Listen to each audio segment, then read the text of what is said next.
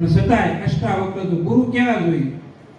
શિષ્ય કે એવું કે એની પાસે કાંઈ ન રાખે અને સદગુરુ કાંઈ રાખતા નથી, પાછું અર્પણ કરે. અને હકીકતની મેન પર ભગવાનને તમે જો ને તમને 10 ગણું કરીને પાછું આપે, 100 ગણું કરીને પાછું આપે. ગીતામાં ભગવાને કીધું ભાઈ તમે ખેતરની મેન પર મણ દાણા વાવો તો 100 મણ કરી દે. કેટલા? 100 મણ તો કરે જ છે. પણ આપણને આવું નીકી નથી થતું, સમજાણું? અને 100 મણ થાય એમાં આપણે કંઈક મિસ્ટેક હોય, સમજાણું?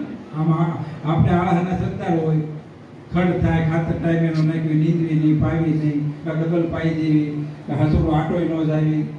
એમાં આપણા ગુરુ કાંઈક આપ્યા પછી આપણે કોઈ આટા ફેરો જ ન હોય. ગુરુ પૂનમ છેવે જવાનું ન હોય, 6 મહિને જાય આપણે કે થાય કે બીજની દેવી તમને ન ખબર હોય ને, પાછા આપણને ઠપકે કે તમને ન ખબર હોય. આવી તો સહી.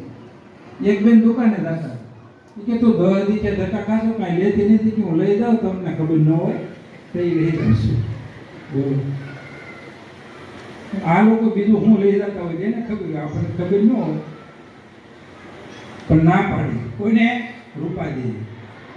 સાધુડાના ઘરમાં સોરી નવ કરીએ નહીં, જોઈ તેરે વસ્તુ રે માગી લઈ. ત્યાં તળ આમ નથી જોવાનું, સંચય નથી કરવાનો, કોકની પાસે પૂછવાનું નથી, સમજાણું? ઈશ્વરી નથી કરવાની.